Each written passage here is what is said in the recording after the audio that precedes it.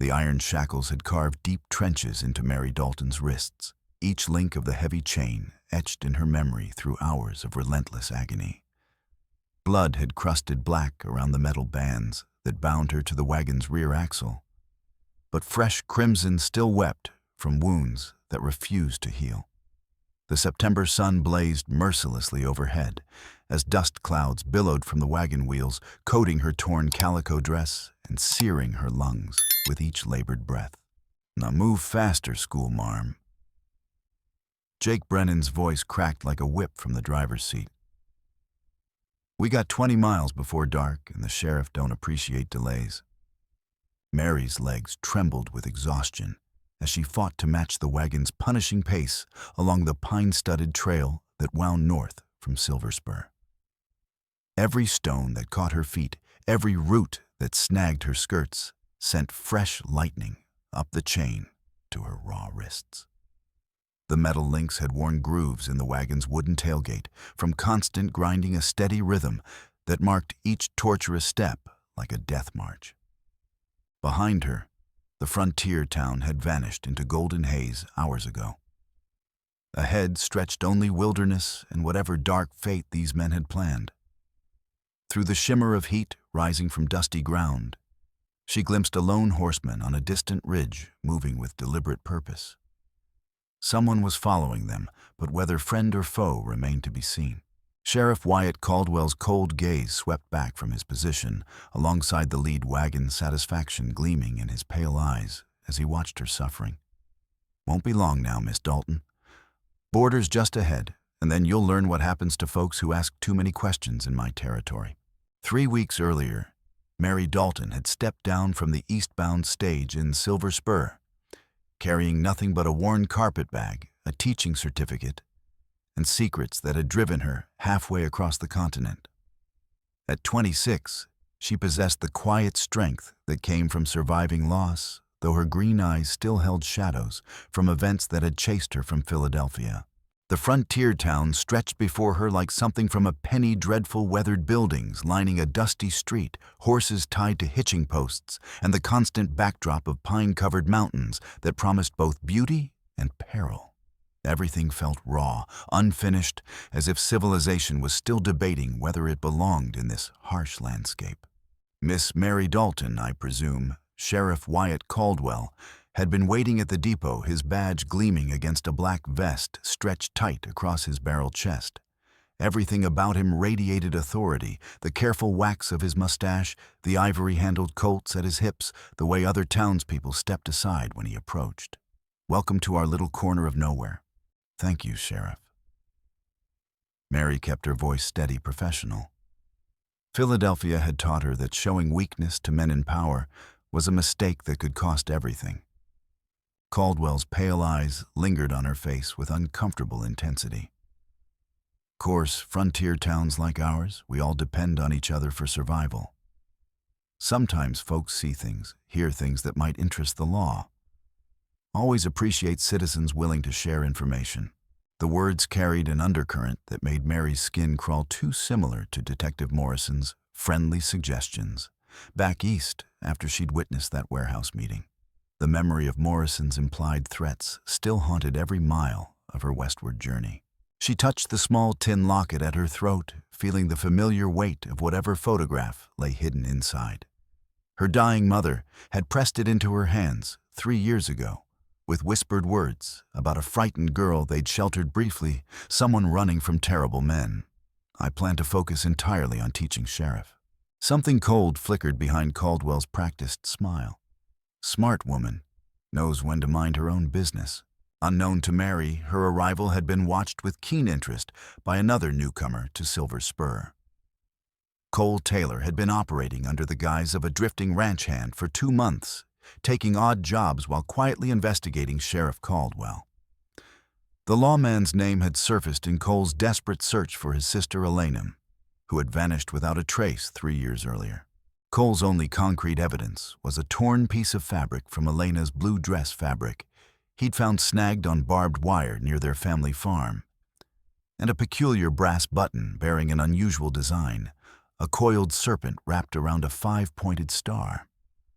A traveling merchant had recognized the symbol as belonging to a trafficking organization that operated along the frontier, moving human cargo from isolated settlements to buyers in larger cities. The trail had led Cole through a dozen towns, following whispered rumors and half-remembered sightings, always arriving too late to find solid proof. Silver Spur represented his last hope. Several witnesses had placed men bearing the serpent star symbol in the area around the time Elena disappeared. If he found nothing here, the trail would go completely cold. When Mary Dalton arrived on the stage, Cole noticed Caldwell's immediate interest in the young schoolteacher. The sheriff's behavior, the pointed questions, the veiled threats, the way his men began watching her movements, suggested Mary might be in the same danger that had claimed Elena. Cole began shadowing Mary's daily routines, staying close enough to intervene if necessary, but far enough away to avoid detection. He noted which routes she took to school, where she boarded, who she spoke with. Most importantly, he watched Caldwell's growing agitation as Mary politely but firmly refused to be drawn into the sheriff's web of informants and collaborators. The one-room schoolhouse sat at Silver Spur's eastern edge, a weathered structure that sagged under mountain sun, but held clean windows and neat rows of desks. The dozen children who filed in each morning brought energy that reminded Mary why she'd chosen this profession, despite everything that had driven her west. During her second week, Mary befriended young Sarah Chen, whose father ran the general store. The 8-year-old had a curiosity that reminded Mary of herself at that age, before the world had shown its darker face. "My mama had a locket like yours," Sarah observed one afternoon as Mary helped her practice penmanship. She said it came from back east, from ladies who had fancy things. Mary's fingers went instinctively to the tin pendant. "This one's special to me. It has a picture of someone I never got to meet, but who was important to my family." Curiosity eventually overcame caution. Alone in her small boarding room that evening, Mary opened the locket for the first time since her mother's death. Inside lay a single faded photograph showing a young woman with distinctive features, high cheekbones, intelligent eyes, and a small scar on her left temple. Around her neck, barely visible in the faded image, was what appeared to be a crescent-shaped birthmark. There was something haunting about the woman's expression, a sadness that spoke of experiences no young person should endure. Mary stared at the photograph for a long time, wondering what terrible circumstances had brought this stranger into her mother's care, and what had become of her afterward. The locket snapped shut with a decisive click, its mechanism apparently too damaged by age to reveal more secrets easily. It was the following Sunday that Ethan Carter approached Mary after church service, his young face etched with the peculiar misery of a man carrying unbearable memories. At 22, he possessed the lean build of someone who spent his days in the saddle, but his eyes held shadows that belonged to someone much older. "Miss Dalton name's Ethan Carter. I ride with Sheriff Caldwell, sometimes help keep the peace." He removed his hat with careful politeness, but his gaze kept drifting toward the mountains with an expression of profound loss. "Pleased to meet you, Mr. Carter." "Just Ethan, ma'am. I heard you're new to these parts, came out from back east." He paused, studying her face with desperate intensity. "You ever lose someone close, someone you loved more than your own life?" Mary thought of her mother, of the guilt that had driven her west. "Yes, I understand that kind of pain." Ethan's jaw tightened as if he were fighting back tears. "My sister Rebecca. She'd be 20 now if she were still alive. 3 years ago, she went missing from our family farm. Sheriff Caldwell said Apaches got her during a raid, even showed us her dress all torn and bloody. I'm sorry for your loss. The thing is, Miss Dalton, I never quite believed it." His voice dropped to barely above a whisper. "Rebecca was smart, careful. She had these distinctive features, high cheekbones like our mama, and this crescent-shaped birthmark on her neck. She knew how to hide when there was trouble, knew the land better than most grown men. It just didn't seem possible she'd get caught by raiders." Mary's hand went instinctively to her locket, but something held her back from revealing what she'd seen. The resemblance was striking, but she needed to be certain before raising hopes that might be false.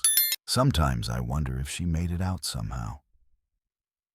Ethan continued, his voice breaking slightly. If she's alive somewhere, maybe back east, where she always wanted to go. Foolish thinking, probably, but a man needs hope to keep going. That hope was about to be tested in ways Ethan couldn't imagine. Cole had been watching this conversation from across the church grounds, noting the intensity of Ethan's emotion and Mary's obvious discomfort. Something significant was being discussed, something that might relate to his own investigation. That evening, Cole made his move. He approached Mary as she walked back to her boarding house, falling into step beside her with casual ease. Forgive the intrusion, Miss Dalton. Name's Cole Taylor. I've been working spreads around these parts, and I couldn't help but notice you seemed troubled after speaking with young Ethan today. Mary studied this stranger, tall, weathered, with the kind of watchful eyes that suggested military training. I'm not sure what you mean, Mr. Taylor. Folks in small towns talk, and word is Ethan's been carrying grief about his missing sister for 3 years now.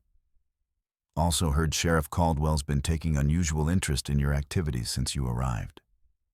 The directness of his statement caught Mary off guard. What are you suggesting? Cole's expression grew serious.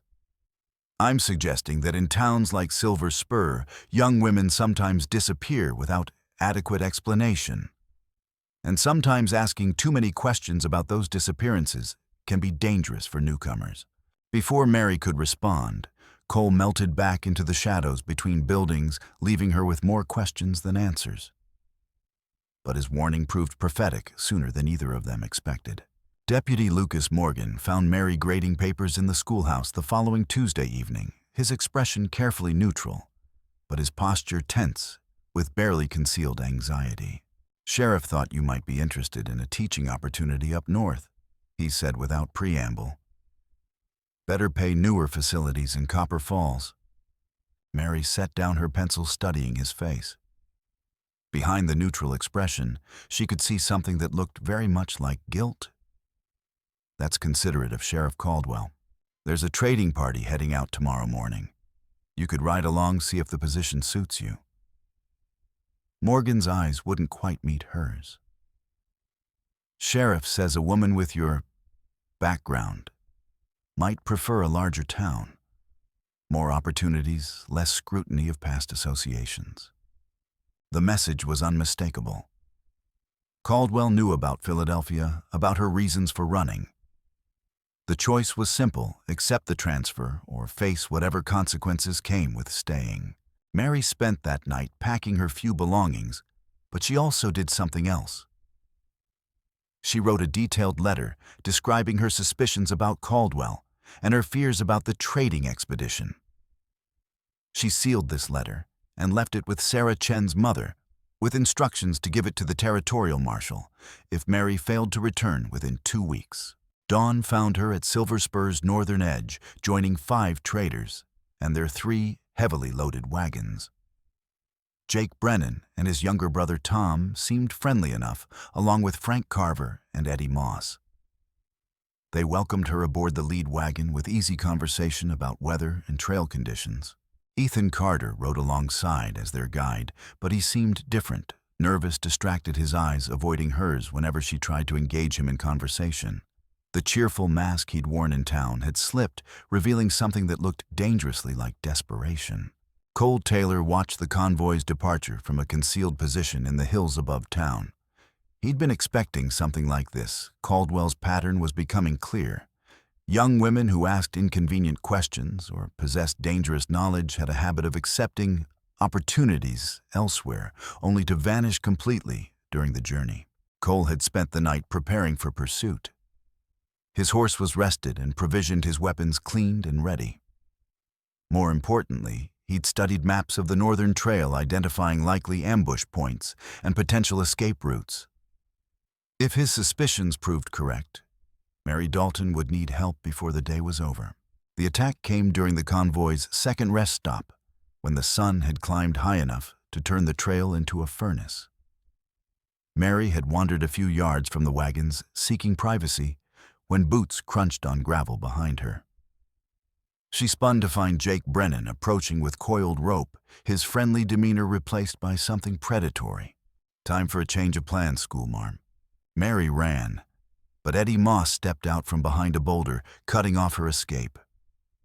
Her scream echoed off canyon walls before Frank Carver's calloused hand clamped over her mouth. The Brennan brothers forced her arms behind her back, while cold iron shackles clicked shut around her wrists. "Easy now," Jake said, testing the chain that connected her bonds to the wagon's rear axle. "Sheriff's orders. You're worth more delivered intact than buried though condition on arrival ain't his primary concern." "Please." Mary gasped through the taste of blood and trail dust. "I don't understand what you think I've done." "Ain't about what you done." Jake's sharp tug sent fire shooting up her arms. "It's about what you might know. Eastern school teachers sometimes have connections to people who ask inconvenient questions about frontier business."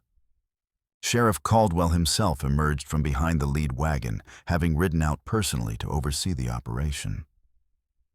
His pale eyes held none of the false friendliness he'd shown in town. "Nothing personal, Miss Dalton. But a man in my position eliminates risks before they become problems. Your arrival in Silver Spur coincided with some concerning inquiries from territorial authorities. Better safe than sorry. I've never contacted any authorities. I just want to teach children." "Maybe. But I didn't build my operation by taking chances on maybes." Caldwell climbed onto the wagon seat and gathered the reins. "Time's wasting, boys. We have a schedule to keep." The wagon lurched forward with grinding wheels and creaking wood, beginning Mary's nightmare journey. Behind her, Ethan Carter rode in troubled silence, his role in this betrayal now painfully clear. Cole had been paralleling the convoy's route from higher ground, staying just within visual range, while remaining hidden among the trees. When the wagon stopped unexpectedly and he heard Mary's scream echo across the canyon, he knew his worst fears were being realized. Through his spyglass, he watched the shackling process with cold fury. This was exactly how Elena had been taken quietly, efficiently, with no witnesses left behind to tell the tale. But this time, there was a witness. This time, someone would follow. Cole began his descent toward the trail, moving with the stealth his cavalry training had taught him. The odds were heavily against him, 6 armed men versus 1, but he'd faced worse odds during the war. More importantly, he finally had a chance to strike back at the organization that had destroyed his sister. The trail north from Silver Spur climbed steadily through pine-covered hills, following switchbacks that had been carved by decades of wagon traffic.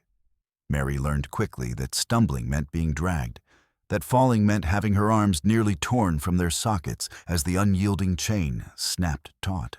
Her wrists were already raw and bleeding from the iron shackles, and every step sent fresh jolts of agony through her shoulders. The September heat was merciless, and dust from the wagon wheels coated her throat, making each breath a struggle. But worse than the physical pain was the growing realization of her situation. These men weren't taking her to Copper Falls or any legitimate teaching position. They were transporting her like livestock to whatever fate Caldwell had arranged, and that fate was unlikely to include her survival. The first real test came when they reached Willow Creek, a swift-running stream that crossed the trail at its narrowest point. The water was deceptively deep in the center, fed by mountain snowmelt that could knock a grown man off his feet. As the lead wagon entered the water, Mary felt the current's pull immediately. The chain around her wrists dragged her forward into deeper water, while the creek's flow tried to sweep her downstream toward rapids that would dash her against the rocks. She fought desperately to keep her footing, as water swirled around her waist and then her chest. Twice she went completely under the icy mountain water, closing over her head, while she struggled against the chain that held her captive. Her lungs burned for air as the wagon's relentless progress threatened to drown her entirely. "Help!" she gasped when her head broke the surface. but her words were lost in the crash of water over stone and the grinding of wagon wheels. It was then that gunfire erupted from the hills above them. Cole had used the creek crossing to close the distance, knowing the traders would be focused on navigating the treacherous water. His first shot took Eddie Moss in the shoulder, spinning him around and sending his rifle splashing into the stream. His second splintered the wagon's seat inches from Jake Brennan's head. "We got company," Frank Carver yelled, diving for cover behind the wagon's cargo. Where'd he come from? But Sheriff Caldwell was already whipping the horses forward, forcing them through the creek's deepest section at a dangerous pace. Mary screamed as the current caught her legs and tried to drag her under again. The chain around her wrists now twisted so tight it cut off circulation. Cole's Mustang took the water in a tremendous leap, but the creek bed proved treacherous with hidden holes and moss-slick stones.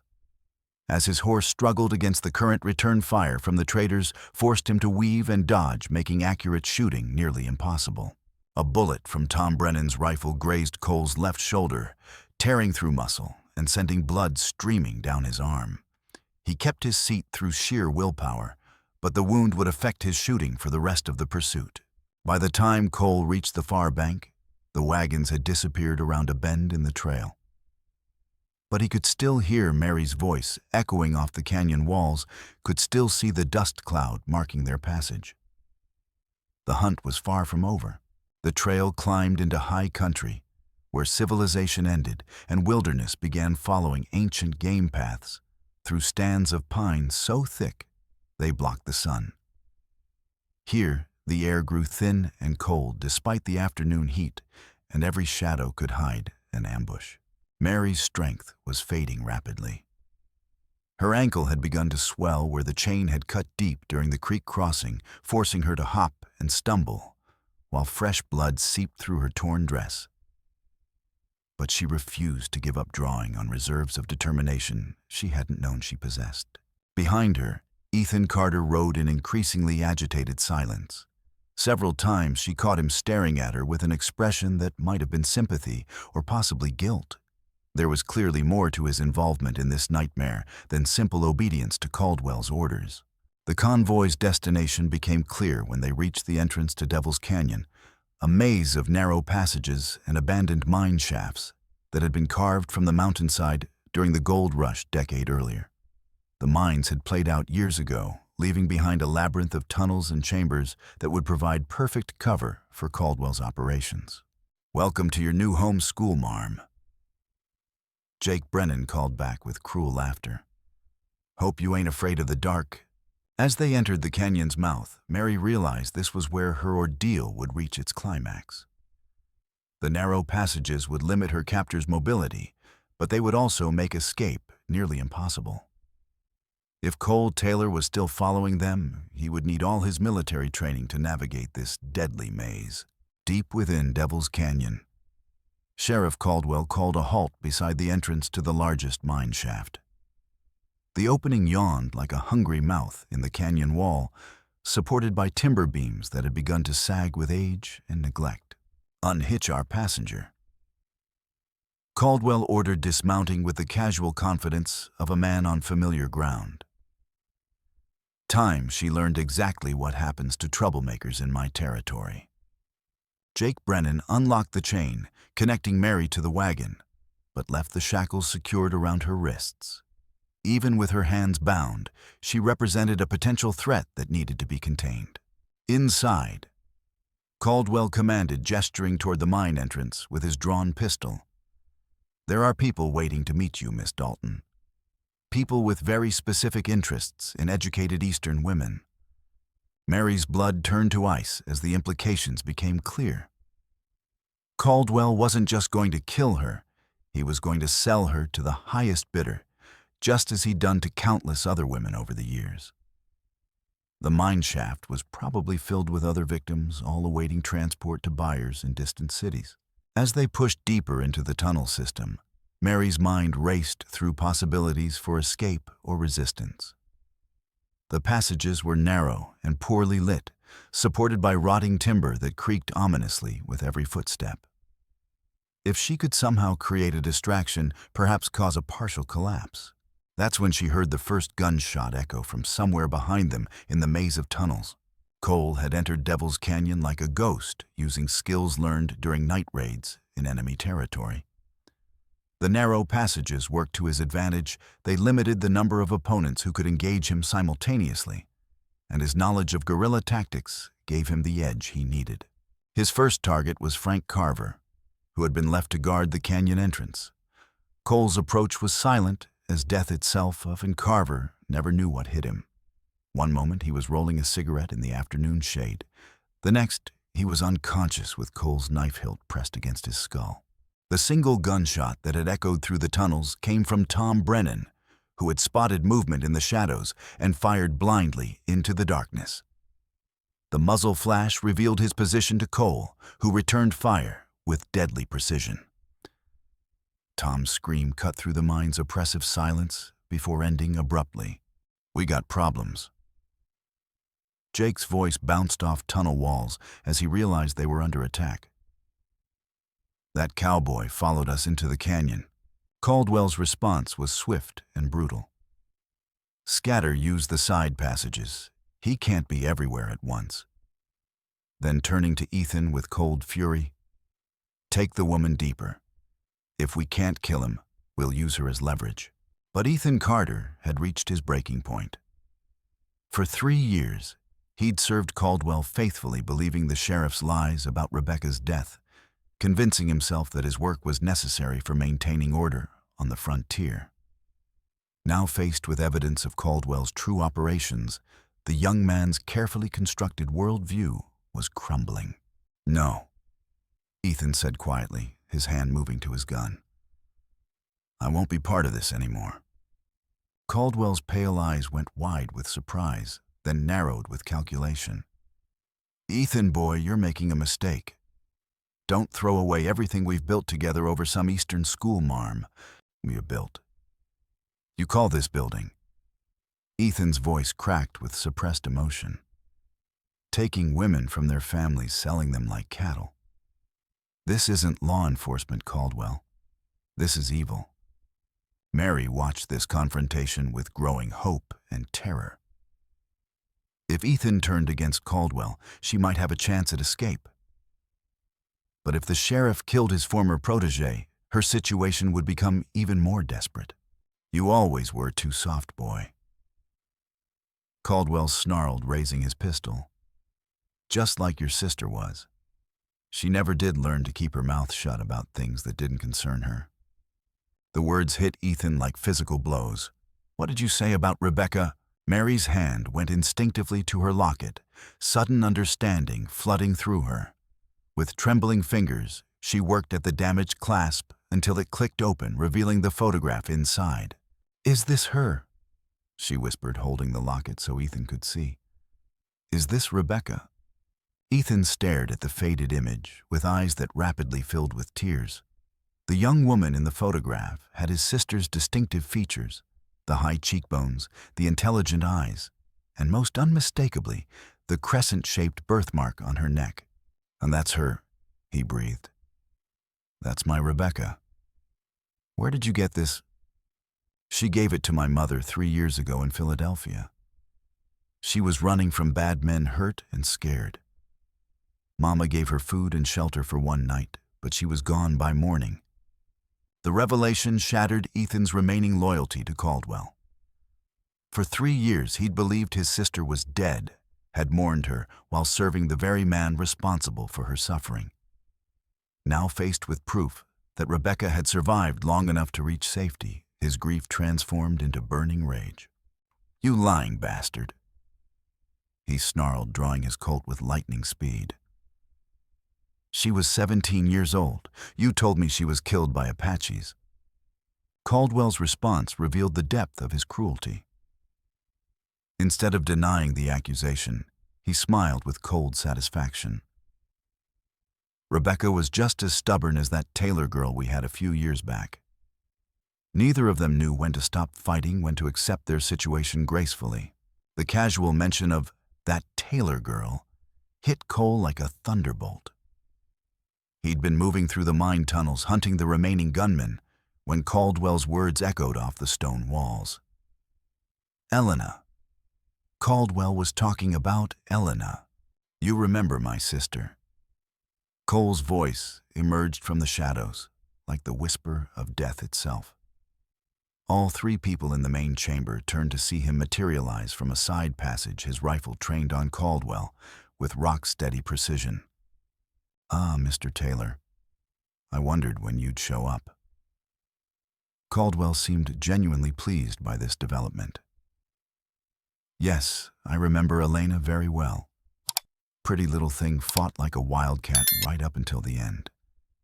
She and the Carter girl were quite close during their time in my care. The confirmation of his worst fears sent white-hot rage coursing through Cole's veins. You killed them both. Killed. No, Mr. Taylor, that would have been wasteful. I sold them to buyers who appreciated their qualities, though I hear neither lasted very long in their new situations. Too much spirit, not enough sense to know when they were beaten. Caldwell's gun was moving as he spoke, trying to line up a shot while keeping Cole talking. But the sheriff had underestimated his opponent's experience and reflexes. Cole's rifle boomed in the confined space, the muzzle flash illuminating the chamber like lightning. Caldwell screamed and staggered backward, his right shoulder shattered by the heavy slug. His pistol clattered away into the darkness as he fought to stay on his feet. But the sheriff wasn't finished. Even wounded, he was dangerous, and the mine's unstable structure gave him one final card to play. Pulling a stick of dynamite from his vest, a relic from the mine's working days, he struck a match with his good hand. If I can't have her, nobody will, he snarled, holding the sputtering fuse above his head. This whole section will come down, and you'll all die with me. Mary's mind raced as she calculated distances and angles.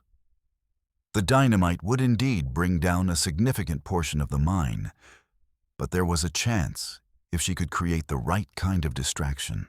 Without hesitation, she swung her shackled hands at the nearest support beam, one that had been weakened by years of water damage.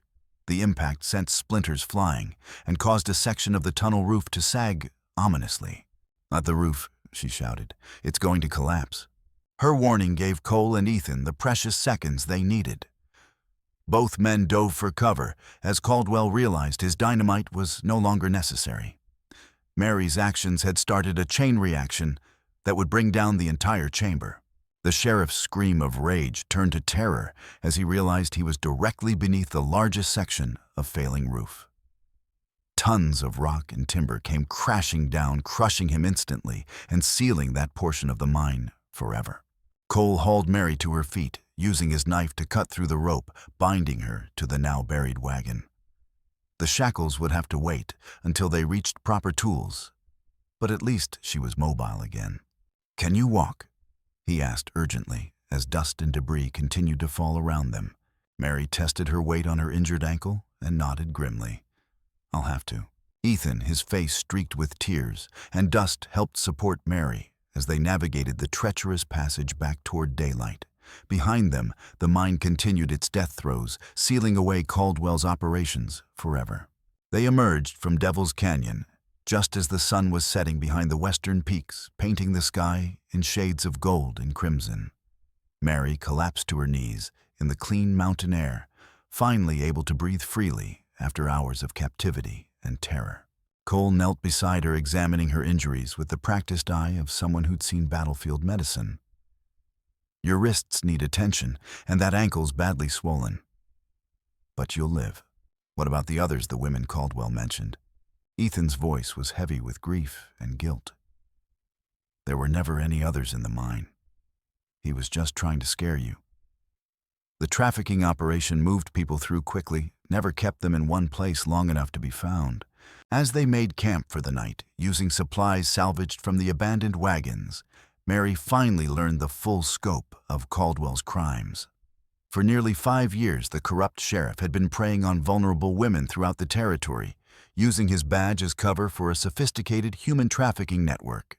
Young women who asked inconvenient questions, who possessed dangerous knowledge or who simply caught Caldwell's attention for their beauty or education would receive offers of better opportunities elsewhere. They would vanish during the journeys sold to buyers in distant cities where they disappeared into brothels, private households, or worse.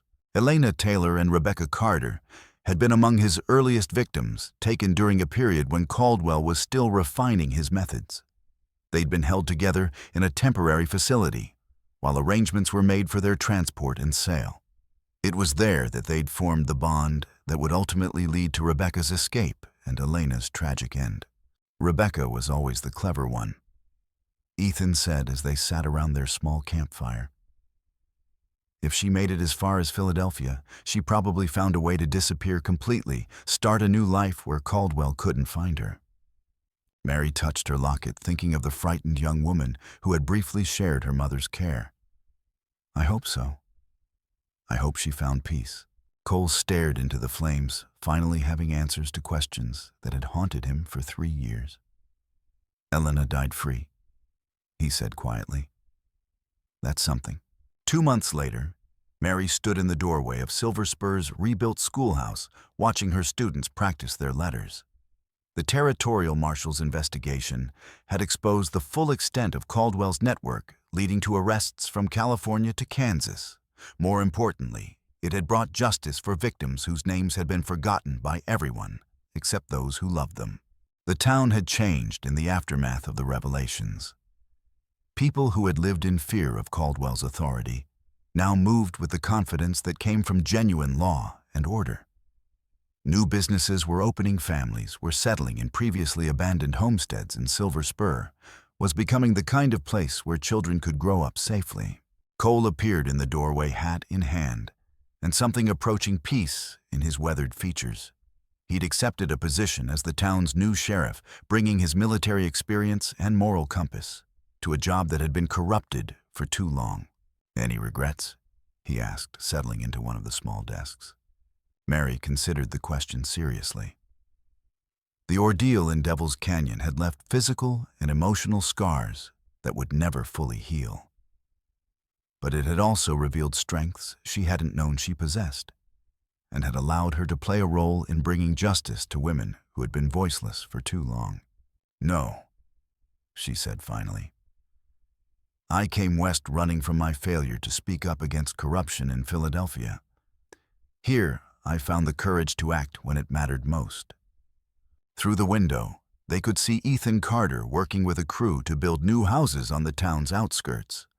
The young man had found his own form of redemption in honest labor, using his knowledge of Caldwell's operations to help the territorial authorities track down the network's remaining members. The locket at Mary's throat caught the afternoon light, no longer a repository of secrets, but a symbol of survival and justice. Rebecca Carter's photograph would always remind Mary that courage could be found in the darkest places, and that love could transcend even death itself. Outside, the children of Silver Spur called to each other across the dusty street, their voices bright with possibility and hope. Inside the schoolhouse, their teacher and the sheriff who had saved her continued the work of building a future where such voices would never be silenced by greed or cruelty. The story that had begun with chains and suffering had ended with freedom and justice, just as the locket had always intended. In the gentle weight of that transformed burden, Mary Dalton had finally found the peace that comes from standing up to evil and refusing to let darkness have the final word.